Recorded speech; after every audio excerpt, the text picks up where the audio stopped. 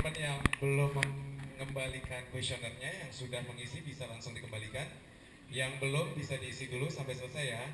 Tadi kalau dari masnya bilangnya kurang jauh, kita tim Pokari lagi menyiapkan ya dari Jakarta ke akhirat ya. Karena itu yang nanti kita paling jauh, insya Allah ya. Insya Allah semuanya ya, semuanya teman-teman di sini. Nah, kita langsung aja.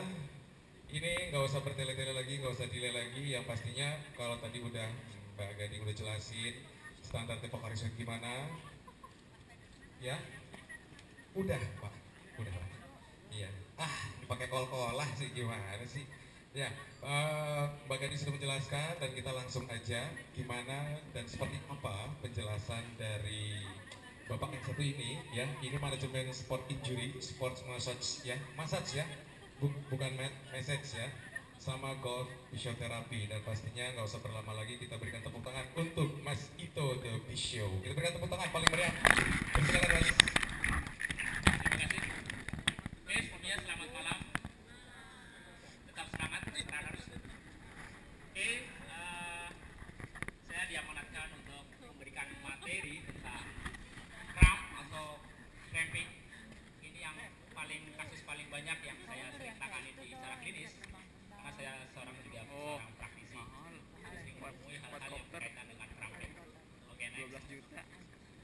Ini biar saya. Saya nama Rujito, bisa dipanggil Ito, atau mungkin di media sosial di sini Ito The Physio. Itu berapa komunitas lari di sini juga dengan saya, sering konsultasi di media sosial. Next. Oke. Yang pertama saya ingin memberikan fakta tentang cramp apa dan apa bagaimana. Cramp otot adalah nyeri pada otot atau kelompok otot yang diakibatkan oleh kontraksi yang terus-menerus. Jadi contraction, tapi dia continuous, nggak mau balik lagi. Ini kan berbahaya kan? Jadi continuous. Biasanya grup ataupun secara individu otot. Tapi kebanyakan si grup. Di sini yang kita rasakan adalah di calf muscle. Ya, jadi dia ada head, ada dua head, biasanya di betis, itu yang keluar dan ke dalam biasanya kena. Next, Mas. Oke, hampir semua orang mengalami cramp otot. Ada yang nggak pernah kram di sini? Angkat tangan dong. Nggak pernah kram sama sekali. Belum pernah ngerasain? Wow, oke. Iyalah, nggak pernah lari. Nggak pernah lari. Kalau lagi menstruasi kram ya. Okay. Ada yang sering kram? Banyak. Kram hati, kram otak, atau kram apa? Kalau Mas Adri kram apanya ya? Kemudian banyak obat yang dapat memicu kram. Ini terlalu global yang akan saya bahas kalau terlalu obat ya. Next. Oke, kram otot dapat dihentikan jika otot itu ditarik atau di stretch, ditahan, bukan di sentul-bentulin begitu, bukan didorong-dorong begitu, tapi di hold, ditahan, di hold relax namanya. 1-10 hitungan biasanya. Itu akan lebih berasa efeknya dibandingkan kita dengan gerakan yang sangat cepat sekali. Ya, next. Oke, kram otot ini dapat dicegah, jadi prevent injury akan lebih baik daripada kita mengobati, terutama datang ke fisioterapi. Saya itu nggak perlu kalau kita mengetahui cara-cara pencegahan dari sport injury yang seperti ini. Yang pertama adalah gizi yang cukup, kemudian pemberian cairan yang mengandung ion, memperhatikan keselamatan saat berolahraga, kemudian memperhatikan faktor dari ergonomis olahraga. Ya, next. Oke, kram otot itu ada secara medis ya, secara medis ada 4 tipe kram. Yang pertama yaitu true kram, kemudian tetani, contracture, kemudian kram dystonik. Tetapi yang akan saya bahas di sini adalah true kram. Jadi benar-benar kram yang sering kita lakukan atau yang kita sering rasakan dalam kehidupan sehari-hari. Ya. Baik, penyebabnya adalah cedera bisa, kemudian aktivitas yang berat, kemudian kram pada waktu istirahat, dehidrasi, dan perubahan hidrasi atau distribusi cairan dalam tubuh. Kemudian perubahan cairan tubuh ini mengikuti keadaan dari kalsium, magnesium dalam darah yang rendah. Next mas. Kemudian kadar kalium ya. Oke, teori Cramp. Ini yang kita harus pahami. Yang pertama adalah serum ion ya. Jadi terjadinya Cramp ini bisa berhubungan dengan penurunan konsentrasi serum ion yang tadi kita bahas, itu natrium, kalium, magnesium, kalsium dan kalsium ya. Akibat banyak dari berkeringat atau terlalu banyak minum cairan tanpa mengandung ion. Dehidrasi. Ketika sel tubuh dehidrasi, maka atom positif dalam badan kita akan mengalami gangguan keseimbangan. Jadi setiap sel di dalam tubuh kita itu memerlukan ion-ion ini dalam memberikan sistem tubuhnya, yang mana ini akan menghambat produksi ATP, yaitu adenosine trifosfat, yaitu molekul dalam pembentukan energi. Jadi di dalam darah ada kecil banget gitu molekul atom positif, dan dia bisa beraktif apabila ada ion yang mempengaruhinya. Bisa dipahami ya? Oke. Baik, jadi ATP ini atau molekul dasar ini dalam pembentukan energi digunakan dalam proses relaksasi otot setelah kontraksi. Begitu juga kebalikannya, dia juga akan berkontraksi, jadi menyebabkan relaksasi dan kontraksi. Maka ketika laju ATP ini terhambat, ATP ini nggak keluar, nggak bisa memberikan stimulusnya terhadap atom-atom yang lain, ya maka terjadi Cramp. Jadi ketika kontraksinya continuous terus, dia nggak akan kembali relaksasi. Jadi bayangannya gini, kalau kita ada fiber muscle, ya, ini kan begini nih muscle nih. Jadi ada fiber muscle-nya, ini antara head yang tangan saya ini jari, kemudian yang di bawah, ini akan saling bertemu. Ya, jadi ketika ada fiber muscle yang bergesekan, kan begini. Ya, logikanya kalau kita lihat daging atau muscle kita, jadi begini. Ketika ini menutup, ini dia butuh ATP tadi, adenosine trifosfat. Ion-ion tadi akan mempengaruhi ini. Nah kalau ini nggak ada ionnya atau nggak ada ATP-nya nggak bekerja maksimal, ini nggak mau buka headnya ini. Jadi gini. Oke. Jadi headnya begini. Jadi ATP ini mempengaruhi pergerakan dari fiber muscle tadi. Jadi kayak ketemu begini. Jadi serabut muscle-nya fleksibel ya. Jadi kalau kita lari atau kita bergerak, muscle-nya akan berserabutnya begini. Tapi kalau ATP-nya nggak maksimal, dia udah nyantel begini, udah connect, jadi dia nggak mau lepas. Makanya Cramp. Ya, bisa dipahami ya? Oke. Kemudian teori yang kedua adalah perubahan kontrol sistem saraf dan otot, atau dalam bahasa medisnya bisa dibahas dengan neuromuskuler. Ya. Cramp otot, perubahan aktivitas saraf dan otot. Next ya. Nah, ini bisa menyebabkan kelelahan otot. Jadi kalau kita terlalu overtraining, overrunning, kemudian over semua yang berlebihan dalam berolahraga, maka muscle akan fatigue, akan tired, akan kelelahan, sehingga penurunan kekuatan akan menghasilkan penurunannya akan kemampuannya akan turun. Ya, ini apabila olahraganya berlebihan atau gangguan mekanisme kontraksi otot. Nextnya mas. Nah, dari kelelahan otot ini, kalau kita berasa lemah, capek gitu ya, fatigue, capek banget nih udah nggak mau gerak lagi, maka ya saraf akan lelah gitu kan.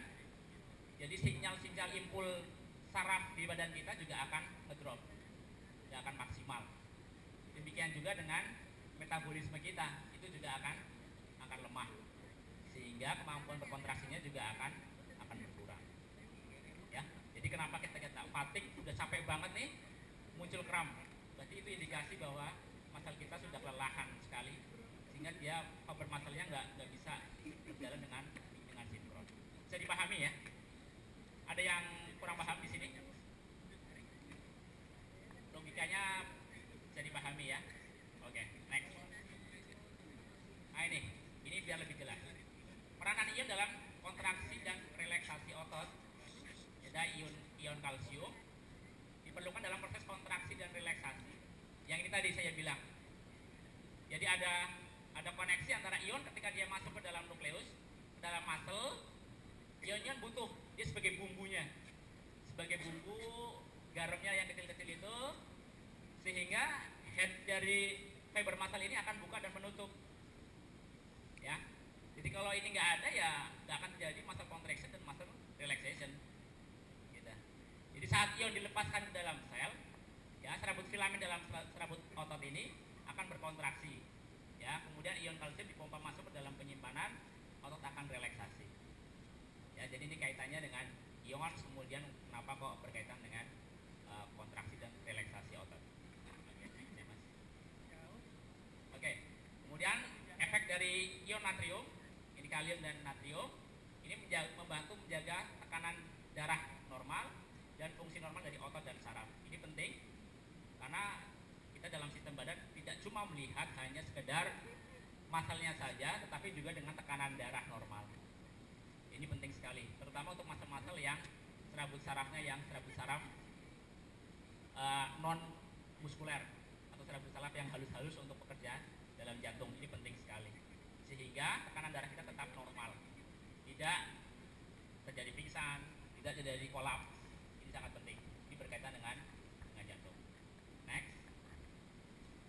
Baik. Tadi kaitan dengan ion, maka secara medis bahwa selain dari ion, kelenturan otot juga mempengaruhi. Ya, jadi akan kita bahas nanti. Kita ada quick test yang akan saya kasih ke runner semua. Bagaimana kita bisa melihat badan kita sendiri sebagai body awareness kita, sebagai manakah elastisitas badan kita. Jadi di samping strength juga ada elastisitas, sehingga ketika ada tadi kasus-kasus kram itu kita bisa hindari. Ya, next Mas. Ini salah satunya. Ini mungkin sudah pernah melakukan begini, cuma kan fungsinya buat apa gitu kan? Kita kan kadang belum tahu, atau ada yang sudah tahu? Simple test, ini simple paling tes yang paling simple maksud saya. Ini normal, ada yang bisa yang di A? Bisa?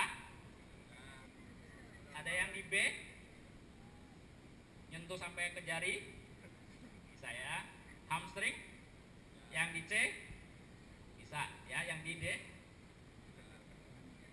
Banyak apa enggak itu? Gimana Mas? Ada yang curhat. Gimana? Ya.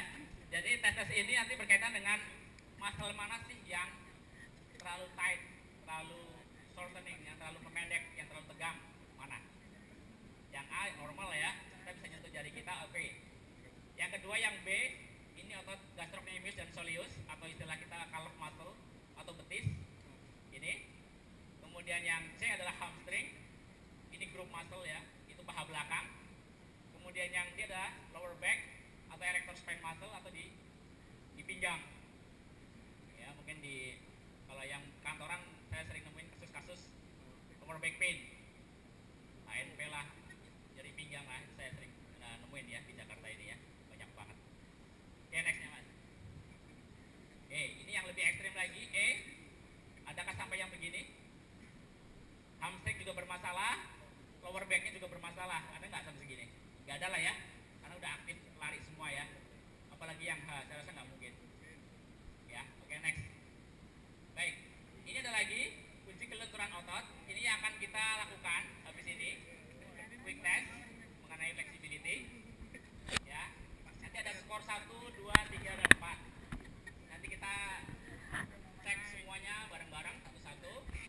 Jadi nanti body awareness kita lebih bagus lagi. Kapasitas fisik kita seperti apakah, sehingga kita bisa menghindari cedera-cedera yang nggak perlu kalau kita mengetahui sebelumnya. Next. Ini juga ada erector spine, ini untuk piriformis muscle, untuk hip ya, banyak banget. Nextnya, ini uji kekuatan. Ini kayak for muscle strengthening, kayak plank gitu ya. Ya, plank, oke, good, udah tahu. Ini untuk backward, ini yang upper back, mid back. Kemudian next, ini yang lower back strength. Nextnya, habis ya. Oke, pencegahan kram otot. Next Mas. Melakukan peradangan otot sebelum memulai latihan, itu pasti. Basic. Oke, nextnya. Konsumsi makanan bergizi setelah cukup cairan dan ion, itu absolut. Kemudian perhatikan pemulihan kondisi tubuh setelah melakukan latihan. Next ya Mas. ini yang saya sampaikan. Saya harapkan partisipasinya. Kalau ada pertanyaan dalam sesi ini, atau dia terlalu cepat atau terlalu songkat, silakan Pak. Ya boleh. Sebentar, saya antarin dulu mic-nya, Mas. Sabar ya. Silakan, Mas. Salah, kebalik ya. Boleh. Oh. Oh. Mau nanya, tadi kan kekurangan cairan ion. Kalau kelebihan itu efeknya apa selain kita kembung? Terutama untuk ion ya pasti itu apa Pokari kalau terlalu banyak itu efek negatifnya buat tubuh itu apa? Oke, good. Kalau efeknya terlalu banyak, ya nanti fungsi diuretiknya dan macam-macam. Jadi makanya asupannya juga harus dibatasin, Mas. Dibatasi dalam artian tidak terlalu banyak. Dalam ini saya tidak bisa paparkan milimeternya sebenarnya ada, cuman per gram-gramnya saya terlalu detail itu saya nggak bisa jawab sekarang. Karena itu ada per gram-gramnya, saya harus berbicara masalah datanya ya. Tapi yang pasti itu. Jadi kalau kelebihan biasanya ke sistem badan kita kayak diuretik jadi ompol biasanya gitu. Jadi sistem diuretik itu akan terganggu. Biasanya itu Mas. Nah, tapi kebanyakan sih tidak kelebihan ya, kebanyakan sih kekurangan. Kebanyakan kekurangan karena di dalam kita berolahraga juga akan keluar semuanya sih Mas. Kecuali kita tidak melakukan aktivitas sama sekali. Itu saya yang berbahaya. Tapi untuk gram-gramnya itu ada asumsi per harian. Cuma saya nggak hafal kan, itu kan per miligramnya. Saya nggak hafal Mas. Mungkin kurang puas ya. Mungkin nextnya kita bisa bahas lagi. Ada lagi? Oke, Bapak. Atau sebelah sana kali ya? Sebelah sana Mas. Ya, yang Mas baju biru.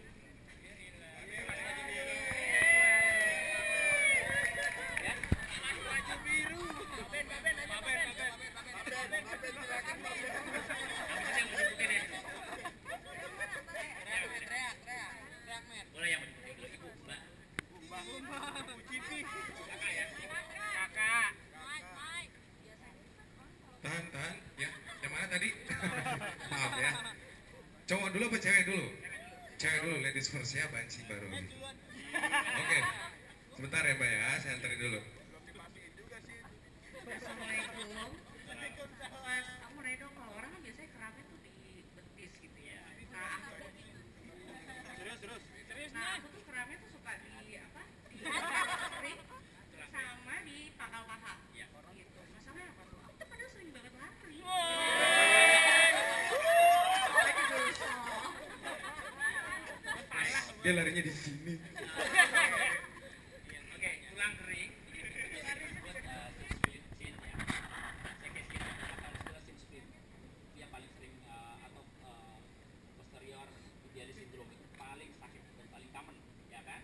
Itu pernah rasain di sini sakitnya. Kalau di depan itu biasanya berkaitan dengan otot namanya tibialis anterior. Jadi ada otot namanya tibialis anterior, keren ya. Cuma kalau sakit menyakitkan. Jadi di depan dia fungsinya untuk dorsifleksi, jadi untuk begini. Untuk angkat. Ya. Itu biasanya karena faktor lari atau faktor sepatu dan sebagainya atau faktor medan. Jadi ketika dia naik begini, dia overtraining, dia overactive. Sehingga tadi yang kelelahan, fatigue tadi menyebabkan kram di sini. Ya kan? Tibialisnya kan di depan. Kemudian kalau di sini juga sama. Ini tadi pas yang tes yang kedua itu kan untuk psoas major muscle. Ketika aktifnya begini. Jadi saran saya adalah menghindari itu, stretching ke arah kebalikannya. Ini untuk tibialis anterior. Jadi prevent injury.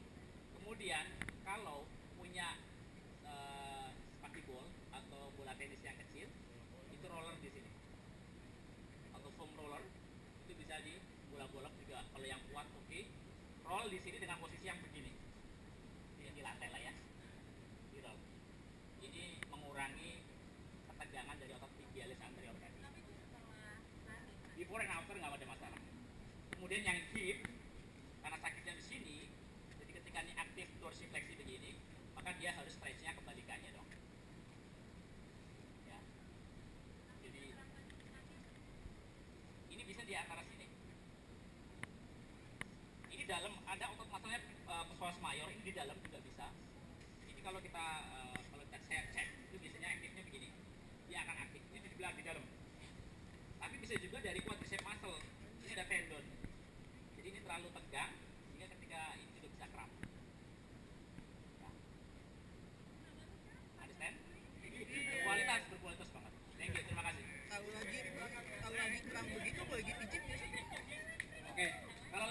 boleh dipijit apa enggak? Dipijitnya di mana maksudnya? Di bagian sakit. Ketika lari atau di rumah kan gitu. Logikanya kan gitu. Kita nggak mungkin dong lagi lari dipijit. Lagi? Setelah selesai Setelah selesai, lebih baik stretching aja nggak masalah.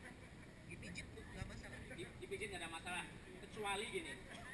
Jadi ada beberapa case antara apakah itu injured atau non injured ya. Injured atau non injured, cedera atau tidak cedera. Biasanya kalau hanya sekedar muscle-nya terlalu tight, terlalu tegang, itu is okay, so far okay. Kita rilisin dengan pijitan yang halus saja lah, nggak usah yang terlalu hard. Gitu. Kemudian, tetapi kalau sudah ada inflamasi, peradangan, itu kita harus rest, nggak boleh dipijit dan harus compress es. Itu wajib 2 hari. Nah, biasanya kalau inflamasi, kalau kita pegang tuh hangat, bengkak, merah, inflamasi pasti ya. Iya, itu injured. Tapi kalau hanya muscle tight, tegang, itu kita rasa itu pegel, soreness gitu, pegel gitu. Oh iya, bedanya ya. Nah itu boleh. Tapi harus soft gitu. Kayak di stroking aja di relax. Jangan terlalu hard. Kenapa? Jadi jangan sampai mata sudah terlalu hard. Kenapa? Ya lama-lama kita jadi cedera itu kalau kita pijit urut biasa itu sampai pulus sampai biru gitu kan. Jadi nggak bisa, nggak boleh. Terus itu pecah pembuluh darah malah itu. Jadi nggak boleh sampai. Nah, ya efeknya rusak pembuluh darah. Jadi ya nggak baik aja buat badan kita. Itu namanya dia merusak jaringan badan kita malah, bukan menyembuhkan. Kan biasanya kalau misalnya sekali kesal itu biasanya kita pijit apa gitu. Ya harus tahu.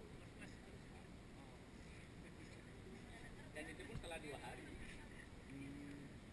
Oke, ini question yang Ya, kita. kakak tertua. Ya siap. Rio Febrian mau nanya dulu. Oke.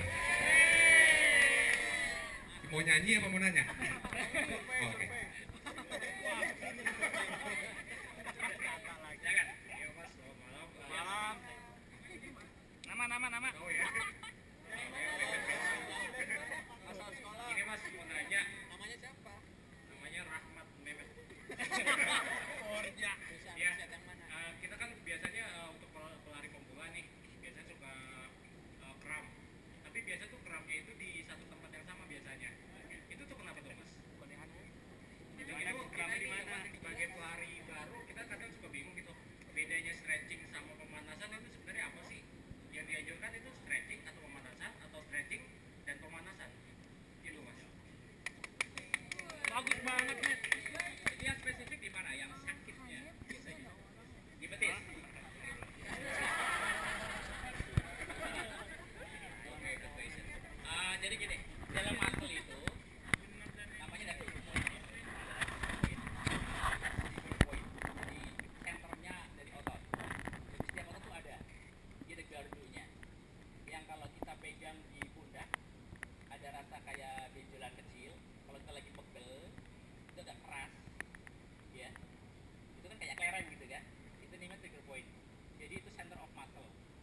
Jadi ketika muscle kita terlalu tegang, kayak di kantor gitu ya, begini ngetik terus semua, itu lama-lama mengeras gitu kan. Itu yang adalah trigger point. Itu center dari otot. Ketika otot itu fatigue atau kelelahan atau overuse gitu kan, dia akan mengeras. Sama juga dengan di calf muscle. Biasanya calf muscle tuh di sini tengah-tengah. Ya, kalau yang di betis itu di tengah-tengah itu paling common, paling banyak. Itu senternya otot. Jadi kenapa kok di tempat yang sama? Ya karena senternya otot di situ. Ya, jadi enggak. Ya, jadi mengindikasikan bahwa otot kita belum strength, belum kuat, sehingga dia fatigue lemah. Jadi ya gardunya itu yang akan mengeras terus. Ya, jadi di satu titik biasanya. Ya, jadi kalau pengen itu rilis dan baik, bisa di pressure, di friction, di arah situ saja. Jadi nggak perlu semuanya. Jadi kayak kita di pundak nih kalau ngantor gitu kan, satu pressure dia tekan di tempat yang nggak nyaman itu, tapi kadang enak juga ya itu. Kalau kita itu udah rilis, maka semua otot akan rilis dengan sendirinya. Kita nggak perlu capek-capek semua dihajar gitu. Cuma gardunya aja yang kita rilisin. Oke, sudah cukup? Cukup ya. Nah, ini pertanyaan terakhir, kita berikan tepuk tangan dulu dong. Soalnya pertanyaannya. Iya, kalau pertanyaan berikutnya harus bayar. Gak bisa free gitu. Sekarang bisa coba bayar. Ya kan? Foto aja bayar. Ya, ya silakan Mas. Oke, untuk closing saja bisa teman-teman add semua saya di Indo Divisio, silakan deh kan bisa bilang di situ. Saya ketemu dengan banyak komunitas lari. Saya praktek di Menara Merdeka lantai 5, kita akan gedung pintu satu di Tamrin saya. Kanit. Wah dekat. Oke. Ya, itu siap. Terima kasih atas partisipasinya. Tepuk tangan dong. Assalamualaikum warahmatullahi wabarakatuh. Waalaikumsalam warahmatullahi wabarakatuh. Nah itu dia tipsnya ya dari Mas Tio. Teman dari Pokaring Sweat boleh langsung membagikan kuesioner kedua. Ya, ini ada kuesioner kedua yang boleh